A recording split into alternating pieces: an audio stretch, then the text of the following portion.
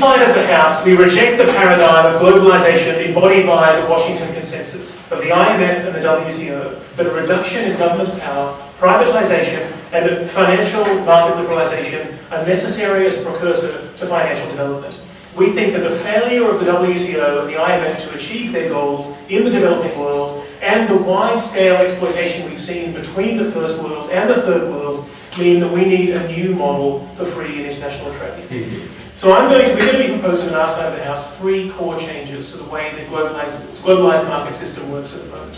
First of all, we want to expand minimum labour standards to ensure health and safety and that workers within the third world get conditions more in line with their productivity. But simultaneously, obviously because these nations are less productive and less unionised than the third world, we're still going to see them retain their competitiveness with the first world. Secondly, we want to see TNCs bound by global standards on human rights, environmental taxes, and also we'd say that when you've got a global tax on these sorts of things, you can do things like tax profits and tax the movement of profits across borders. The third thing we want to see, in addition, is that we say there should be an increase in foreign aid, subsidised technological transfers, and we'd also like to see the West pay for environmental assets within the third world. I'm going to be talking about the social harms, and Andrew is going to be talking second about the individual harms and also the ethnic aspect of this. I've got 3 main points I'm going to be talking about tonight. Firstly, the loss of sovereignty and why that's bad. Secondly, I'm going to be talking about the reduction of trade barriers under the current model of globalisation and why that's bad. And lastly, I'm going to be talking about the race to the bottom. So let's start off with the loss of sovereignty. We'd say what is happening now is that the IMF is supposed to be there to balance international trade and to provide loans to ensure that the balance of payments is fine between countries. We'd say the problem is that what's happening at the moment is the IMF is an undemocratic institution which allows first world nations to punch above their weight and to exert unequal power between the other nations. And we'd say that the loans which are being given are, first of all, mostly loans that the other developing world needs because of the actions of the first world. They're either bad loans that were given to dictators in the 70s and that were never used to help their countries and were given on unreasonable terms, or secondly, it's because of colonialisation, of a colonial situation that those countries need loans in the first place. And we say the problem is that the structural adjustment packages that go with those loans lead to exploitation and lead to conditions that often have pernicious effects on the ground, which take away the country's sovereignty in a way that's extremely negative. So why do these standards hurt developing nations? We'd say it's because there are certain things within a first world country that you don't see within the third world. You don't see non-corrupt governments in the third world that stay out of the private sector. You don't see capital and savings. You don't see the lack of large foreign debts like Mozambique, who pays 60 to 70% of their GDP on paying back their debt. And we'd say that because of that, when the economy is opened up, problems happen. First of all, we'd say there's no oversight in how the regulation happens. And so because of this, you see, while technically goods are privatised, often they're sold off to oligarchs or to large local groups who are partisans on the penny. The other problem is, we'd say, these special interests tend to actually entrench inequality, and it makes the locals very angry about the fact that their assets have been supposedly privatised but actually sold off to special interests. We'd also say it's very hard to turn the clock back when those assets are sold off. So B, we'd say economic instability is created. You'd say the IMF request for deregulation makes those countries vulnerable to boom and bust cycles in the same way that other countries are currently vulnerable. And we'd say that causes problems as well, because it makes it easy for capital flight, and it means that recessions and growth in the developed world are tied to the situation within countries like the US, and that makes them overly reliant. And C, we'd say TNCs find a way to exploit these nations. Firstly, we'd say they send the profits back to parent companies within the US. We'd say there's no investment. It's only tokenistic, superficial stuff to protect their infrastructure, and it's easy to pull it out. There's transfer pricing, so they lose the profits, and it leads to balance of payment problems when they need yet another loan down the track. We'd say TNCs produce mainly for the demands of advanced countries and wealthy minorities within developing nations.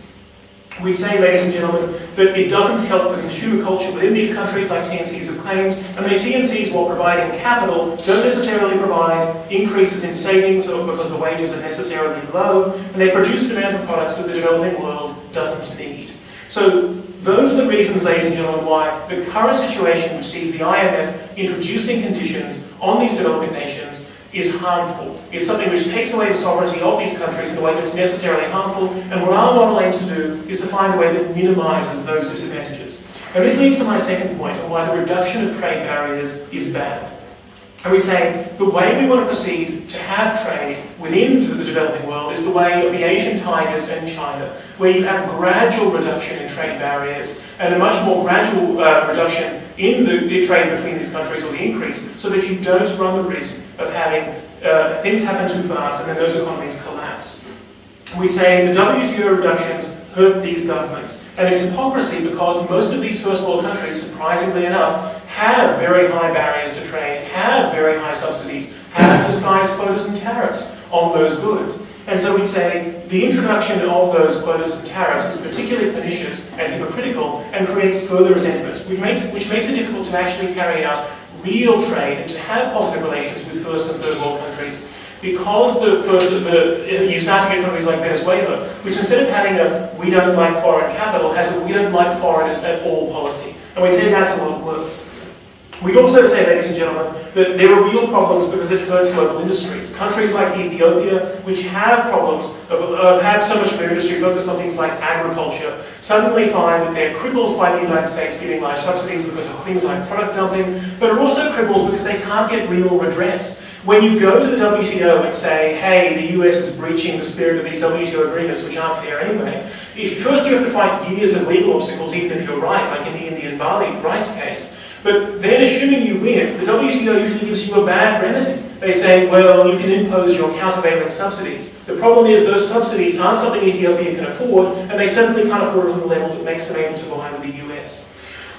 And this leads to the third idea, ladies and gentlemen, which is we say, well, the race to the bottom and the problems that that creates with the current global system. We say there are a lot of problems and inequities created by the current global trading system, which our model seeks to address. Because we tend to, in the race to the bottom, the current global system encourages countries to compete with each other for the worst environmental, labour, health and safety standards within those countries.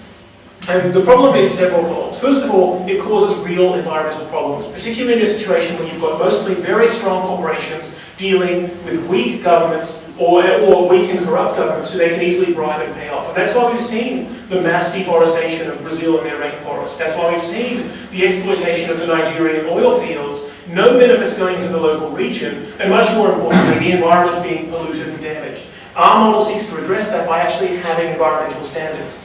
We'd say it also feeds the flight of transnational corporations as well, because when you've got a situation whereby you're constantly looking for the lowest standards around the world, companies are going to move quickly from one country to another. As soon as another country drops the trade level and says we're going to pay even less. And so it creates another pernicious incentive for capital flight from one country to another without meaningful investment. We'd say if you have a global system of minimum wages, if you have a model like ours that has minimum labour standards, minimum environmental standards, and real technological transfers to try and help the third world, you have a much more balanced level of globalisation.